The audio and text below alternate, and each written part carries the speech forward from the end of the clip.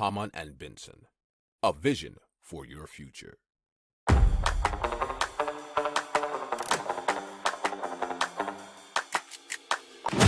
Économie, tech et innovation, hydrogène, énergie. Le journal des stratèges. Présenté par Boris Kahl.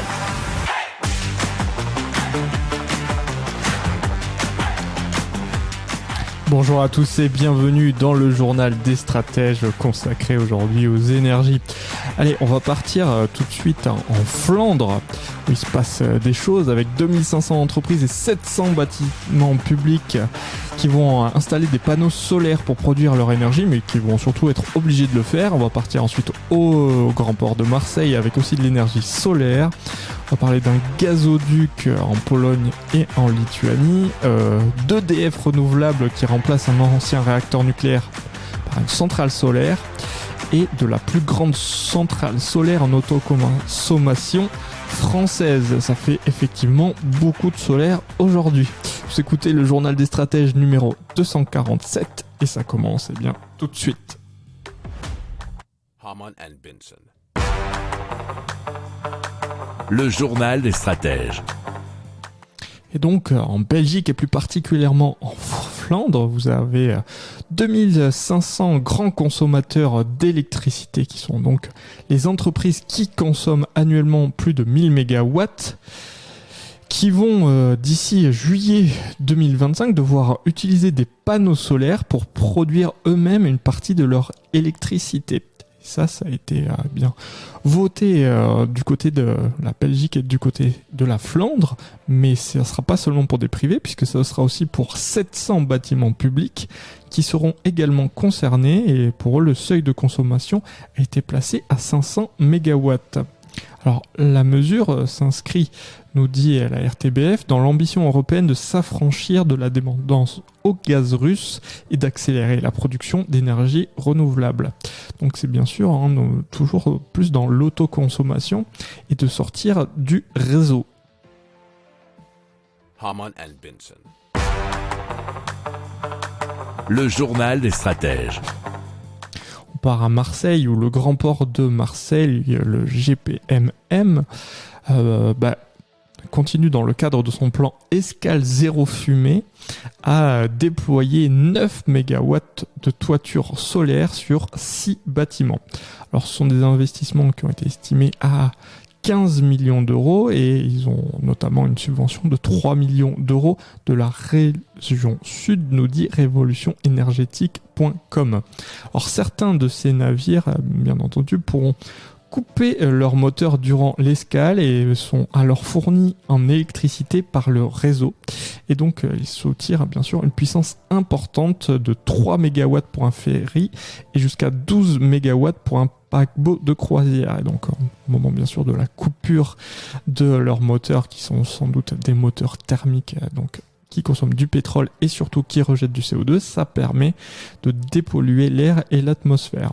Alors à pleine puissance, les centrales produiront suffisamment d'énergie pour alimenter 3 ferries. La mise en service est prévue d'ici la fin 2025. Si vous aimez cette revue de presse, vous pouvez vous abonner gratuitement à notre newsletter qui s'appelle La Lettre des Stratèges, LLDS, qui relate, et cela gratuitement, du lundi au vendredi, l'actualité économique, technologique, énergétique, mais aussi de l'hydrogène, et puis de tout ce qu'on trouvera super intéressant pour votre vie. Hamann and Benson. Le journal des stratèges. On continue avec le gazoduc GIPL ou GIPL, Gas Interconnection Poland-Lituania, qui vient d'être inauguré. Il est long de 508 km, dont 165 km en Lituanie et 343 km en Pologne. Il pourra transporter environ 2 milliards de mètres cubes de gaz à terme et dans les deux directions. Grâce au réseau gazier existant, il pourra même relier aussi la Lettonie, l'Estonie et la Finlande. Alors le coût s'est élevé à environ 500 millions d'euros, qui a été financé en grande partie par l'Union européenne. Alors pour la Pologne, ça permet bien sûr d'avoir une alternative au gaz russe et devrait couvrir 10% de la demande annuelle du pays. Ça représente déjà 21 milliards de mètres cubes de gaz par an. Côté, bien sûr, de la Lituanie, l'ouverture du gazoduc représente pour eux une deuxième source d'approvisionnement en gaz indépendante, bien sûr, de la Russie.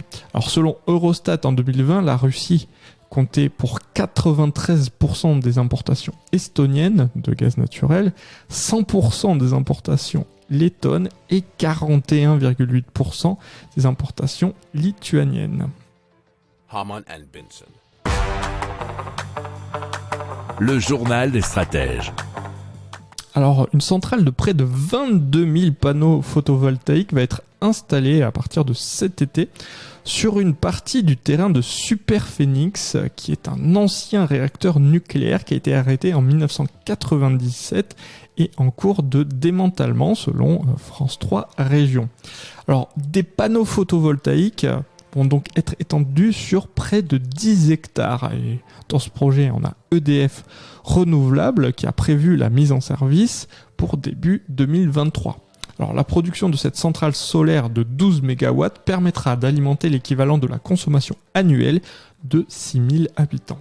Si vous aimez cette revue de presse, vous pouvez vous abonner gratuitement à notre newsletter qui s'appelle La Lettre des Stratèges, LLDS, qui relate, et cela gratuitement, du lundi au vendredi, l'actualité économique, technologique, énergétique, mais aussi de l'hydrogène, et puis de tout ce qu'on trouvera super intéressant pour votre vie. Hamann and Benson. Le journal des stratèges. On va parler de la coopérative corrézienne qui s'appelle Couplim, qui produit désormais 25% de son électricité avec des panneaux photovoltaïques installés sur ses bâtiments. C'est, il faut savoir, selon France 3 Régions, la plus grande centrale solaire en autoconsommation en France. Donc la centrale solaire n'est pas connectée directement au réseau électrique, comme cela peut être le cas sur des projets de cette dimension.